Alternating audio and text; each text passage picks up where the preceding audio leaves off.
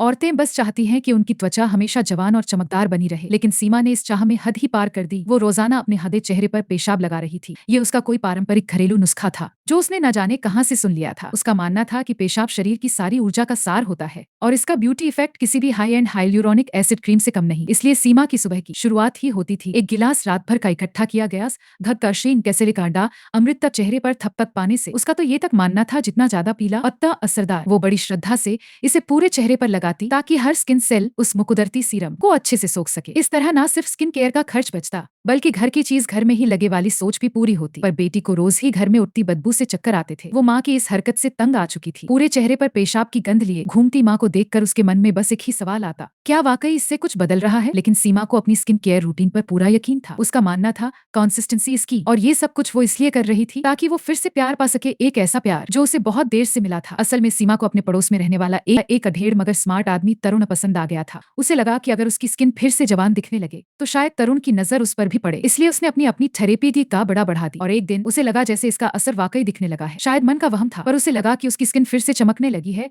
जैसे जवानी लौट आई हो। वो पूरे श्रृंगार में तरुण को इम्प्रेस करने निकली और उसी सुपरमार्केट में जा पहुंची जहां वो अक्सर आता था। तरुण ने सीमा को देखकर इतना गर्मजोशी से रिस्पॉन्ड किया क्योंकि उसे लगा बस अब कहानी बन गई। लेकिन जैसे ही सीमा दिल की बात कहने को हुई, तरुण ने मुस्कुराते हुए अपने साथ खड़ी एक खूबसूरत लड़की श्रेया का परिचय कराया। न सिर्फ वह सीमा से जवान थी बल्कि उसकी स्किन भी बेहद नर्म और खिंची हुई थी। सीमा का आत्मविश्वास चकनाचूर हो गया। उसने सोचा चाहे जितना पेशाबी सीरम लगा ले वो कभी श्रेया जैसी नहीं बन सकती। श्रेया ने जैसे सीमा की हताशा को भांप लिया और बड़ी विनम्रता से उसे एक प्राइवेट कॉस्मेटिक क्लिनिक की विजिटिंग कार्ड थमा दी। उसने दावा किया कि लुट्रे जाता है। अगले दिन सीमा उसी क्लिनिक पहुंच गई। वहां एक बेहद यंग और ग्लैमरस डॉक्टर ने उसका स्वागत किया, लेकिन जब सीमा ने तारीफ की तो डॉक्टर ने चौंकाने वाला खुलासा किया वो खुद 70 साल से ऊपर की है। उसने बताया कि उसका ये लुक पूरी तरह से मेडिकल टेक्नोलॉजी का कमाल है। वहाँ की टेक्निक इतनी एडवांस है कि उम्र तो क्या, इंसान की शक्ल तक पूरी तरह बदली जा सकती है। डॉक्टर ने सीमा को ढेरों सक्सेसफुल केस की तस्वीरें दिखाई। ये सभी बुजुर्ग महिलाएं ऑपरेशन के बाद जैसे 30 साल की लग रही थी। फिर डॉक्टर ने कहा फेस तो ठीक है लेकिन हाथ भी तो उम्र बता देते हैं। हम स्पेशल ऑफर में हाथों की सर्जरी भी फ्री देंगे अगर आज ही कॉन्ट्रैक्ट साइन कर दो। सीमा फौरन मान गई, लेकिन उसे क्या पता था कि यही फैसला उसकी जिंदगी की सबसे बड़ी भूल बनने वाला है। उसी रात उसका ऑपरेशन रखा गया। जब उसे बेहोशी की दवा दी गई तभी उसे कुछ अजीब महसूस हुआ।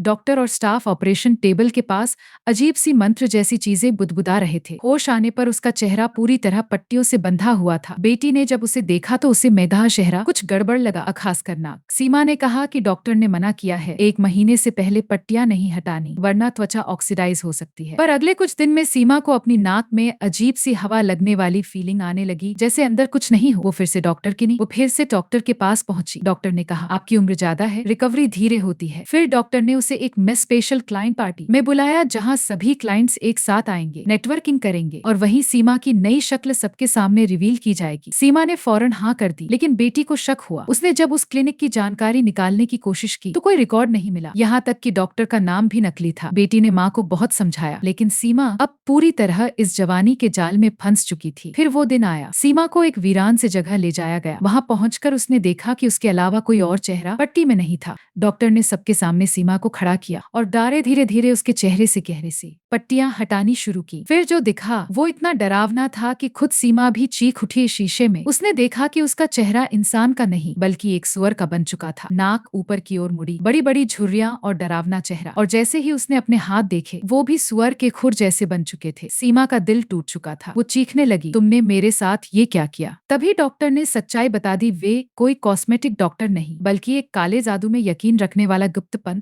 कल्ट। हर साल वो लोग एक इंसान को सुअर जैसा बनाकर अपने भगवान को बलि चढ़ाते थे। इसी से उनकी झजावानी कायम रहती थी। इस साल सीमा उनकी चयनित बलि थी। सीमा डर के मारे वहां से भागने लगी। वो जंगल के रास्ते एक पुराने नाले में जा छुपी। जैसे तैसे बाहर निकली तो सामने वही तरुण खड़ा था। पर सच्चाई तब खुली, तरुण भी उसी पंथ का सदस्य था। उसी ने सीमा को प्यार का झांसा देकर इस प्लान में फंसाया था। फिर वो दिन आया, सीमा को एक वीरान से जगह ले जाया गया। वहां पहुंचकर उसने देखा कि उसके अलावा कोई और चेहरा पट्टी में नहीं था। डॉक्टर ने सबके सामने सीमा को खड़ा किया और धीरे धीरे उसके चेहरे से पट्टियां हटानी शुरू किया। वो इतना डरावना था कि खुद सीमा भी चीख उठी। शीशे में उसने देखा कि उसका चेहरा इंसान का नहीं बल्कि एक सुअर का बन चुका था। नाक ऊपर की ओर मुड़ी, बड़ी बड़ी झुर्रियां और डरावना चेहरा। और जैसे ही उसने अपने हाथ देखे, वो भी सुअर के खुर जैसे बन चुके थे। सीमा का दिल टूट चुका था। वो चीखने लगी, तुमने मेरे साथ ये क्या किया? तभी डॉक्टर ने सच्चाई बता दी। वे कोई कॉस्मेटिक डॉक्टर नहीं, बल्कि एक काले जादू में यकीन, रसातों में यकीना वाला गुप्त पंथ कल्ट